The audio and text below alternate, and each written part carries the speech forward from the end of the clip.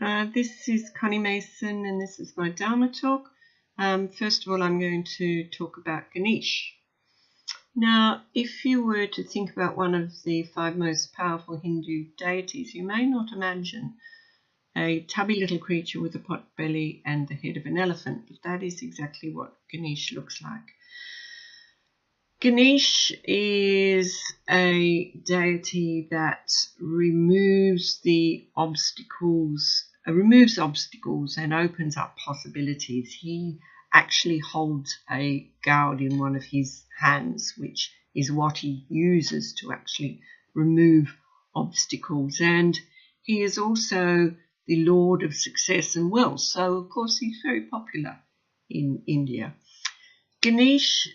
So how did this fellow end up with the head of an elephant? Well, the story is that his father Shiva was meditating when he was born and was away for a considerable period of time. When he returned, he saw a young man that he did not recognize standing outside of the bathroom where his wife was bathing, and misinterpreting the situation, Shiva cut off his son's head. When he realised what he had done, he was regretful and wanted to rectify things. So he then found a mother elephant that had a son, and Shiva asked this elephant if she would give him the head of her son.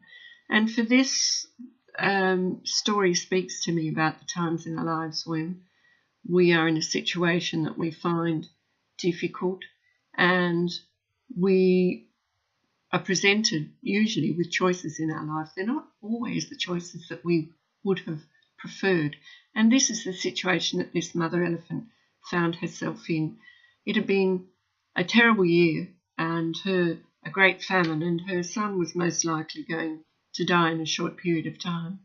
But she had the opportunity of keeping her son with her or losing him and allowing him a everlasting life as the head of a deity. And with compassion and selflessness, she chose the latter. And that is how Ganesh got to have the head of an elephant.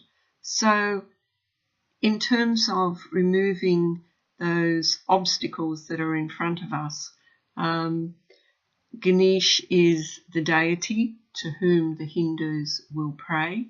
And he is also, I think, interesting from the point of view that in today's society where our physical body is so much an interpretation of who we are and what we are, and it is so important in the Western world that here is a fat little guy with a pot belly and the head of an elephant whose physical appearance is no hindrance to him being a very powerful and respected deity in the Hindu culture.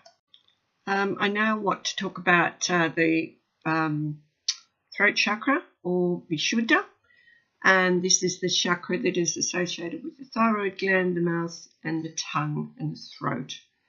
So any ill health that appears in those areas could in fact benefit from asanas which would remove any blockages in this chakra. This chakra is about communication. And at one point our communication was pretty limited. It was for a long time verbal. It evolved to become written. But today we have the opportunity to communicate in so many different ways. Through an email, we can pick up a telephone, often one that's in our back pocket. So our communication, as well as occurring more often, we communicate more than we ever have, it is also rapid. And this is where I think the throat chakra is very relevant to us, because it is the chakra that encourages us to speak the truth. It encourages us not only to speak the truth, but to see what is true from a perspective that is not based on our personal life experiences. How often have we thought that we knew exactly what happened in a situation, and when speaking to someone else, they've seen it in a completely different way. So when you think, and I think of the saying that beauty is in the eye of the beholder, well, perhaps truth is too, unless, of course, we are talking about a truth which is never changing and to which there is never an alternative. It is the truth which is compassionate and permanent, and that is the truth that we're looking to find through the throat chakra, addressing the needs of the throat chakra and making sure that the energy is flowing clearly. It is a truth that we would seek to communicate in everything that we say, in everything that we do, even the way that we communicate with our facial expressions, seeing that perhaps the truth that we see at that given point in time is not the real truth or the permanent truth. And for that reason, the throat chakra is a chakra that is very relevant to us today in our day-to-day life. Next, I want to talk about the Sutra Viveka, and I've chosen this because I think there's a link between this sutra and the throat chakra, because it is about discernment and discrimination. And in the same way that we are looking to discern and discriminate between the truth that is permanent and compassionate, with this sutra we are addressing the need for us, if we are seeking a true happiness, to find the difference between a reality which is permanent and the reality which is changing. Day to day, we have a reality. It's the reality that occupies our bodies and our minds most of our life. We get up in our home, we have a family, we have a partner, we often have a job. But as you get on in life and you look back, as I've done, you see that those things in your life often change. The partner you have today is not the one that you had yesterday. You live in a different home. And today, people change jobs a lot more than they used to. So that reality is not a permanent reality. And if you are seeking happiness through that reality, logically, that happiness is not going to be permanent, because the things that may have brought you happiness at any one time may disappear. Your partner may leave you. The job may not be there. The company may close down.